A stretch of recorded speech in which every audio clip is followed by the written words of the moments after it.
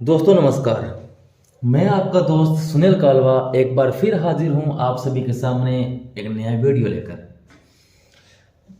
चित्रकला के संपूर्ण निःशुल्क बैच के अंदर हम पढ़ रहे हैं चित्रकला के मूलाधार, और मूलाधार के अंदर की कड़ी में हम आज पढ़ेंगे कला के तत्व। पिछली क्लास में हमने षडंग पढ़ा था, आज हम पढ़ रहे हैं कला के तत्व। जिस प्रकार राग में स्वर तथा ध्वनि आवश्यक है, उसी प्रकार चित्रकला में तत्व ज्ञान अति आवश्यक है। जिस प्रकार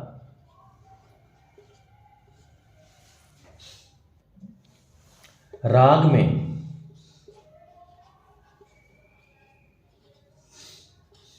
ध्वनि तथा स्वर आवश्यक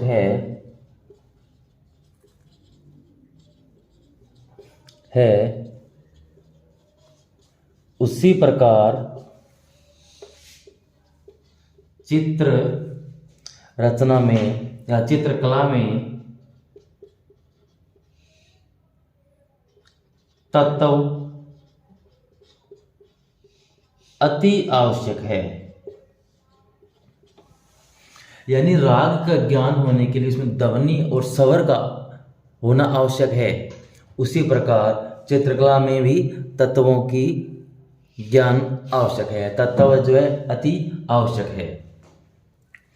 जिस प्रकार हमारा शरीर पंच तत्वों से मिलकर बना है,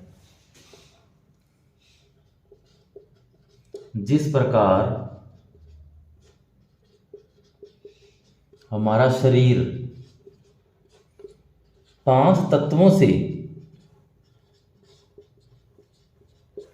मिलकर बना है, अगर ये तत्व ना होंगे तो शरीर हमारा बिल्कुल कैसा हो जाएगा, निर्जीव हो जाएगा। उसी भांति अगर कला के अंदर तत्व ना हो, कला में तत्व ना हो, तो हमारी कला भी निर्जीव हो जाती है। जिस प्रकार शरीर पांच तत्वों से मिलकर बना है, इन तत्वों के अभाव में शरीर निर्जीव हो जाता है, शरीर निर्जीव हो जाता है। उसी भांति तत्वों के अभाव में कला या शरीर रचना निर्जीव हो जाती है, निर्जीव हो जाता है। उसी भांति तत्वों के अभाव में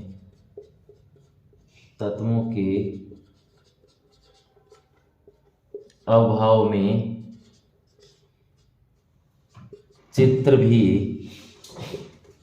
निर्जीव हो जाते हैं,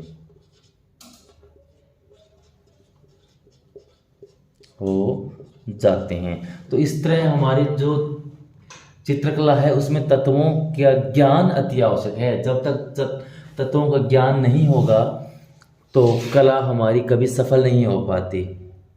तो कौन से हमारे मुख्य तत्व हैं, जरा लिख लेता हूं मैं। नंबर 1 पर रेखा, रूप, रंग, तान,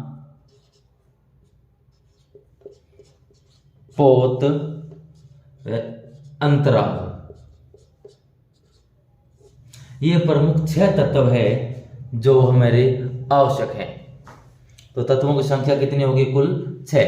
जो 6 तत्व है हमारी कला में आवश्यक है। तो चलो हम एक एक करके उनको पढ़ते हैं, देखते हैं। सबसे पहले रेखा। क्या होती है रेखा?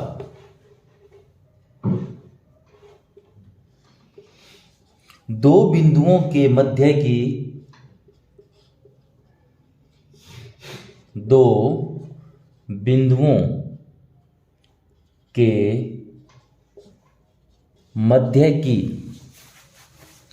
वह दूरी है, दो बिंदुओं के मध्य की वह दूरी है जो अति सूक्ष्म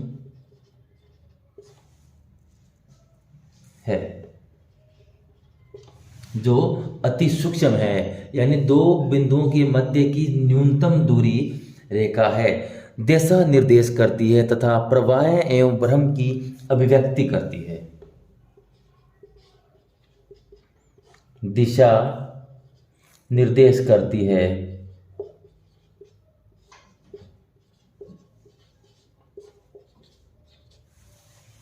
तथा प्रवाह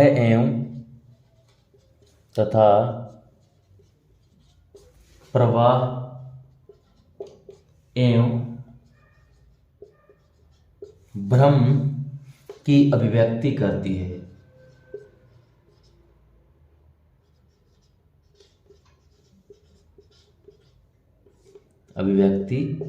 करती है। इन दो बिंदुओं के जो बीच की न्यूनतम दूरी कहलाती होती है वह रेखा कहलाती है। वह अति सूक्ष्म है, दो दिशा निर्देश करती है, प्रवाह एवं भ्रम की अभिव्यक्ति करती है, यह हमारी रेखा होती है। अच्छा, हम देखते हैं रेखाओं के कई भाग हैं। रेखा है जो दो प्रकार की है। इन्हें अंकन के आधार पर दो भागों में बांटा गया है। अंकन के आधार पर दो भागों में विभक्त किया है। दो भागों में विभक्त है। नंबर 1 है हमारी औपचारिक रेखाएं।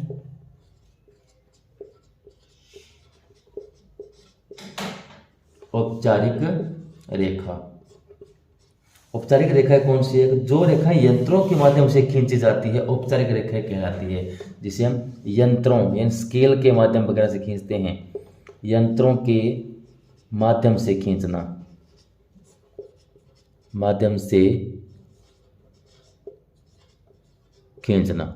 जो यंत्रों के माध्यम से खींचते हैं वो एक रेखा कहलाती है औपचारिक रेखा। और दूसरी है हमारी अनौपचारिक रेखाएं।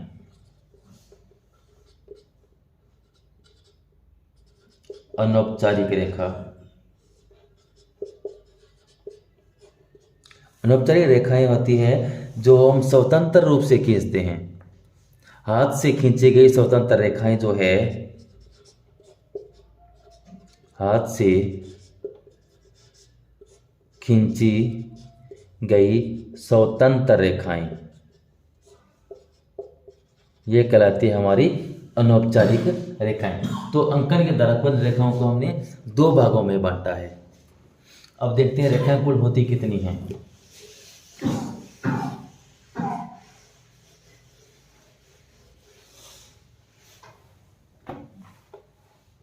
टॉपिक चल रहा है हमारा रेखा, मैं लिख देता हूं यहाँ पर। रेखा जो हम देखते हैं तो कितनी है। सबसे पहले जो हमारी आती है नंबर 1 पर सीधी रेखा।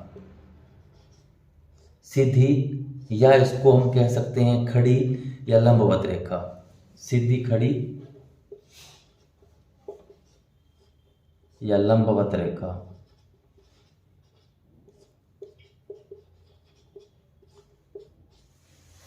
ये बिल्कुल जो सीधी खड़ी होती है इस तरह वाली रेखाएं होती है। इनके अपने अपने प्रभाव होते हैं। हर रेखाओं के प्रभाव जरूरी है। ये एग्जाम में हमेशा प्रभाव पूछे जाते हैं रेखाओं के। तो सबसे पहले हम इसके प्रभाव देखते हैं, क्या प्रभाव छोड़ती है ये रेखाएं। इससे हमें आकांक्षा का प्रभाव, गौरव, स्थायित्व, स्थिरता,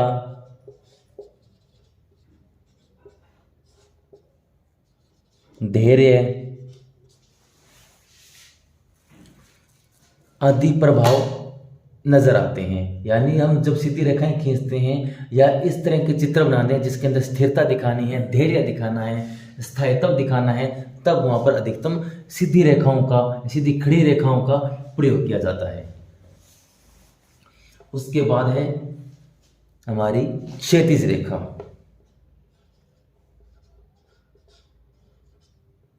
क्षैतिज रेखा इनको हम आधार रेखाएं भी कहते हैं।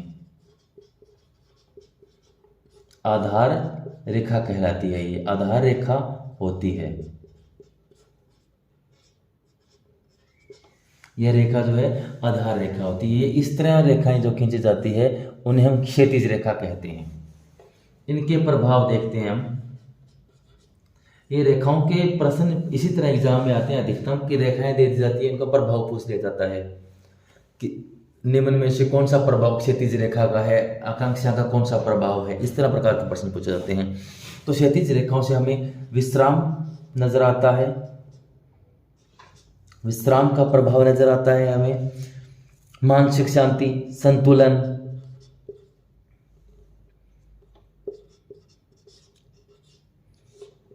मानसिक शांति,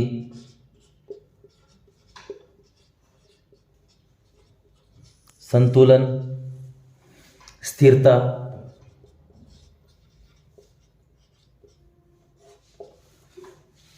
मौन तथा निष्क्रियता के भाव नजर आते हैं। स्थिरता, मौन तथा निष्क्रियता,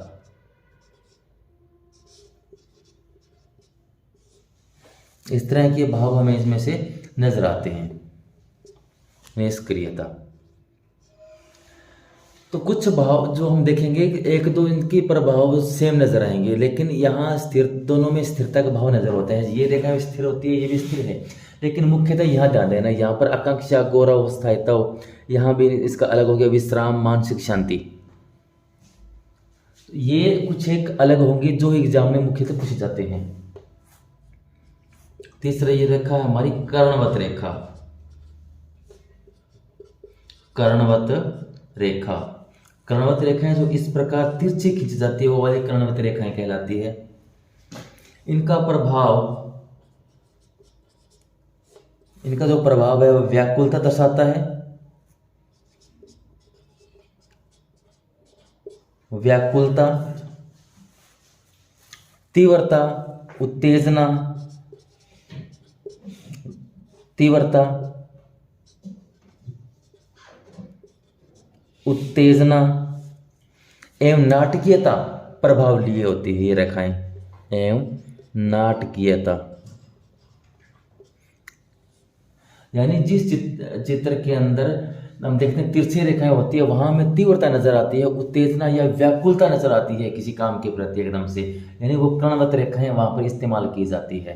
जहां पर ये रेखाएं आराम से पड़ी रेखाएं हैं, सो रही ऐसे, तो वहाँ विश्राम, शांति अपने आप में नजर आती है। जो रेखाएं सीधी खड़ी है वो अपना आकांक्षा और गौरव महसूस होता है, एकदम से खड़ी है, तो ये रेखाएं अपने आप में अपने प्रभाव छोड़ती है। हम देखते हैं इनको आगे और फिर नंबर 4 पर हम देखते हैं हमारी कोणीय रेखाएं। कोणीय रेखा, कोणीय जो रेखा है वो इस तरह होती है, जो कोण बनाती हुई होती है रेखाएं। ये जो कोण बना के रेखाएं चलती है उन्हें हम कोणीय रेखाएं कहते हैं। यह इनका प्रभाव नजर आता है हमें संघर्ष के रूप में। प्रभाव, संघर्ष, बेचैनी, ये जो इस तरह की रेखाएं हैं वह संघर्ष का, बेचैनी का, आघात का, आघात, अस्पष्टता,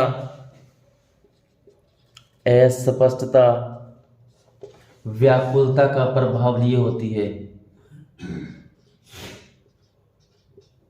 व्याकुलता तथा अशांति का, अशांति व असुरक्षा, अशांति व असुरक्षा का प्रभाव दर्शाने वाली रेखाएं कहलाती है हमारी कोणीय रेखाएं। असुरक्षा, ये जो प्रभाव दर्शाती है उन्हें हम कोणीय रेखाएं कहते हैं। उसके बाद हम देखते हैं हमारी एक पुंजीय रेखा।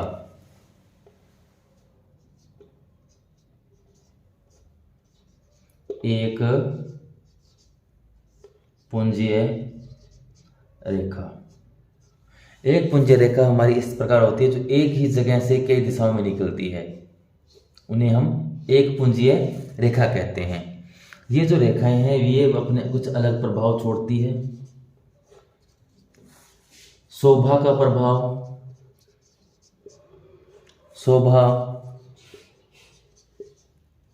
प्रसार, स्वच्छंदता,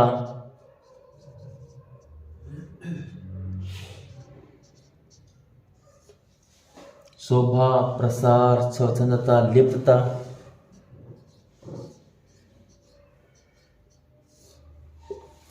लिप्तता व अभिलाषा, लिप्तता व अभिलाषा का भाव या प्रभाव इस रेखा से हमें नजर आता है।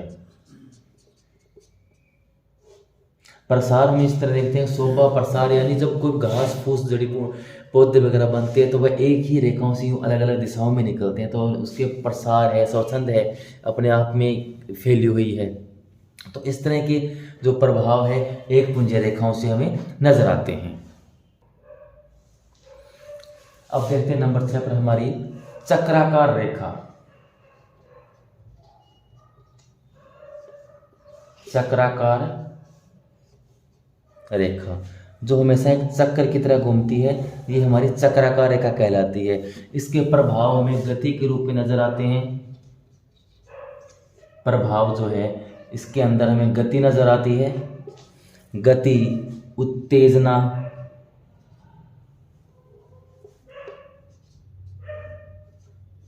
गति, उत्तेजना, वृद्धि, शक्ति, निरंतरता,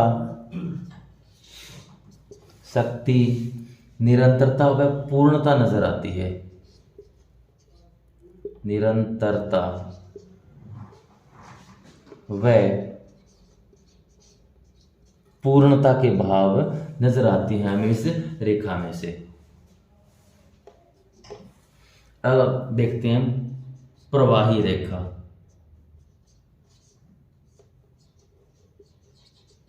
प्रवाही रेखा, प्रवाही रेखा इस तरह होती है, लहरदार। प्रवाही रेखाओं को हम लहरदार रेखाएं भी आप कह सकते हो, इन्हें आप प्रवाही रेखा या लहरदार रेखा भी कहते हैं। इनको हम लहरदार रेखा भी कहते हैं। ये लहरदार जो रेखा है इनके हम प्रभाव देखते हैं। प्रभाव, ये रेखाएं जो है लावण्य यानी सुंदरता का भाव लिए होते हैं, माधुर्य, गति व कोमलता, कोमलता व गति यानी जब किसी चित्र के अंदर हमें लावण्य, माधुर्य, कोमलता इस तरह चित्र दिखाना है तो हमें प्रवाही या लहरदार रेखाओं का इस्तेमाल करते हैं, जहां हम बिल्कुल सॉफ्ट और कोमल लाइनें चलती है या बिल्कुल भी इसके अंदर कोण नहीं बना हुआ, एकदम से नॉर्मल घूम रही है रेखाएं, घुमावदार की तरह है ये। तो ये हमारी प्रवाही रेखाएं हुई। तो ये हमारा जो आज के चैप्टर के अंदर पढ़ा हमने रेखाएं, तो ये 7 प्रकार की प्रमुख रेखाएं थी, इनको हमने देखा और इनके प्रभाव देखे। अब हम आगे बढ़ते हैं और देखते हैं रूप। अब हम रूप देखते हैं तो रूप क्या है। रूप नंबर 1 पर हमने रेखा पढ़ी, अब देखते हैं नंबर 2 पर रूप। वह स्थान जिसका निश्चित आकार हो, वर्ण हो, वह रूप कहलाता है। तो रूप की परिभाषा लिख लेते हैं हम। वह स्थान जिसका निश्चित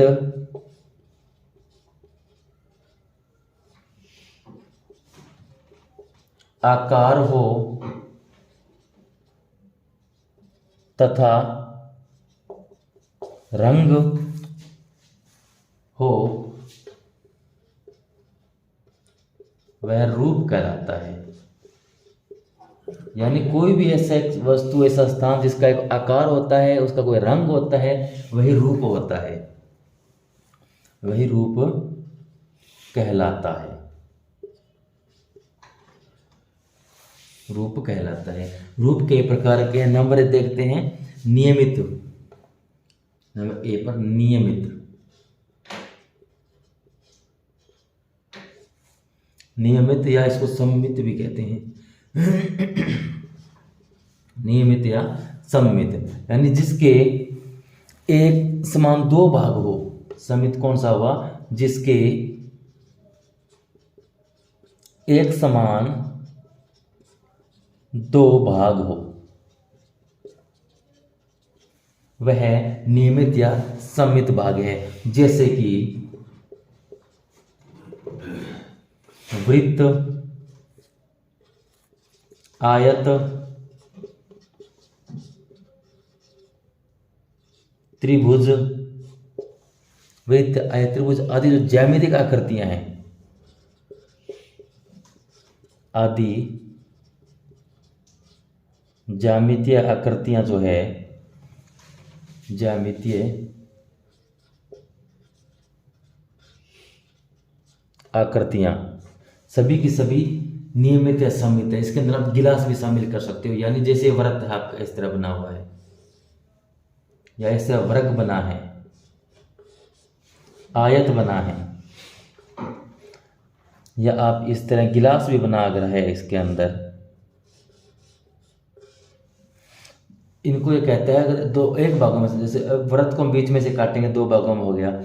आप इसको काटो दो भागों में, इसे दो भागों में काटो, या इसको दो भागों में काट के देख लो, ये हमेशा बराबर भागों में अगर कटे हैं तो ये कैसा रूप हो गया? सममित या नियमित रूप हो गया। इसके बाद हम आगे देखते हैं अनियमित। तो फिर अनियमित हमारा कौन सा हुआ?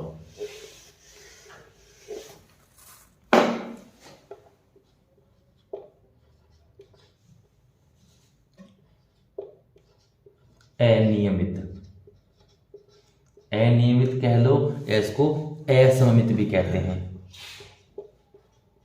असममित यानी जिसके एक समान भाग नहीं हो,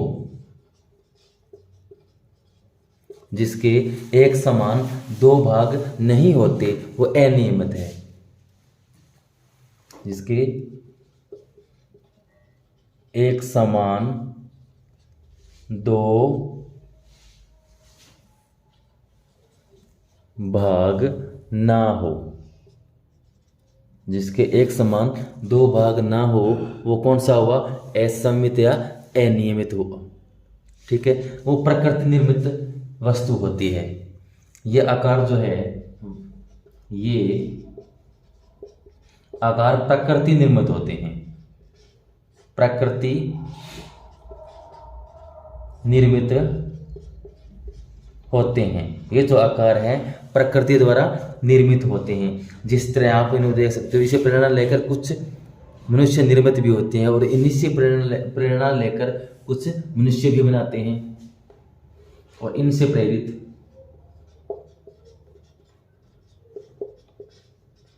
प्रेरित कुछ आकार मनुष्य भी बनाते हैं।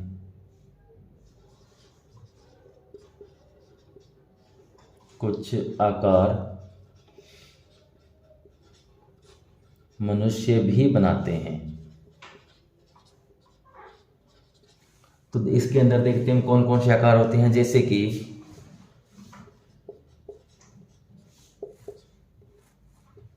शंख, जो शंख होता है उसको आप किधर से भी दो भागों में काट के देख लो, वह कभी समान नहीं होता। इस तरह शंख के बाद आप पत्ता देख लो, किसी वृक्ष का पत्ता आप काट के देख लो, वह हमेशा दो भागों में नहीं कटेगा। एक भाग उसका छोटा होगा, दूसरा भाग बड़ा होगा। इस तरह चाय की जो केतली है, केतली या जग ले लो, इस तरह की वस्तु आप काटोगे तो वह कभी दो भागों में नहीं कटेगी। तो कुछ मनुष्य निर्मित भी होगे, कुछ प्रकृति निर्मित होगे। इनको जब आप दो भागों में काटते हो तो वह कभी एक समान नहीं होते, इसलिए अनियमित या असममित कहलाते हैं। नंबर सी पर है हमारा अलंकारिक रूप। अलंकारिक रूप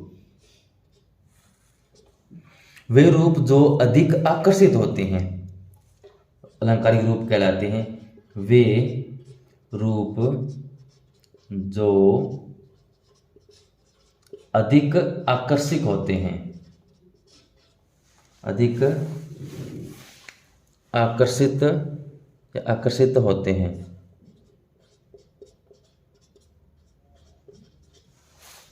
जैसे बेल बूंटे आदि।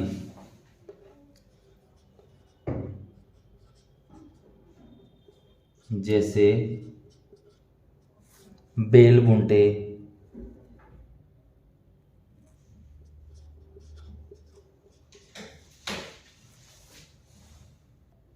जैसे बेल बूंटे व डिजाइन आदि।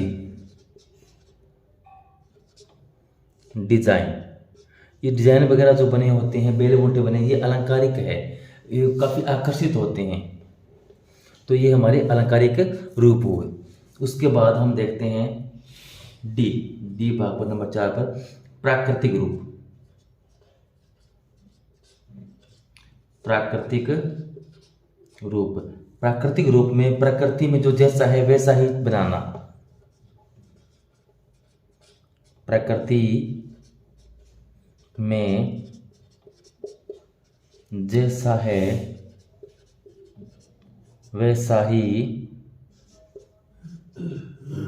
बनाना। जो प्रकृति में जैसा नजर आता है, जैसा दिखता है, हम वैसा ही बनाते हैं, तो हमारा वो प्राकृतिक रूप कहलाता है। जैसे पहाड़,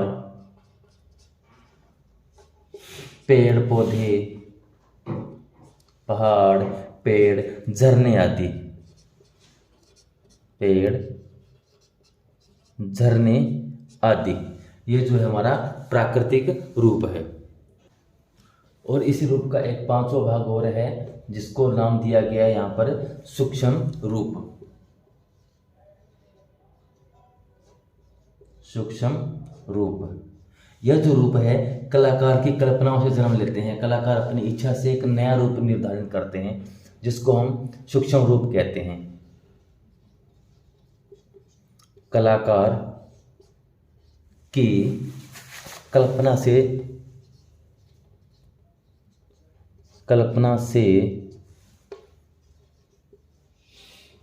जन्म लेने वाला रूप।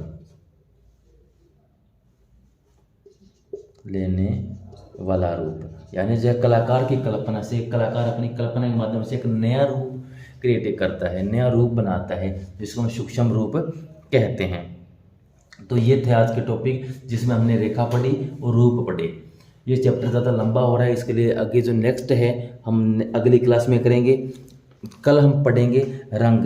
रंग में काफ़ी लंबा टॉपिक चलेगा, 1 या 2 क्लास नए बनी, इसी कोशिश हमारी रहेगी एक में ही पूरा कर लें। इसलिए मैं आज की क्लास में बस 2 ही टॉपिक करवाता हूँ। अगर मेरी क्लास आपको पसंद आ रही हो तो प्लीज़ इसे अधिक से अधिक शेयर कीजिए, सब्सक्राइब कीजिए व लाइक कीजिए। धन्यवाद।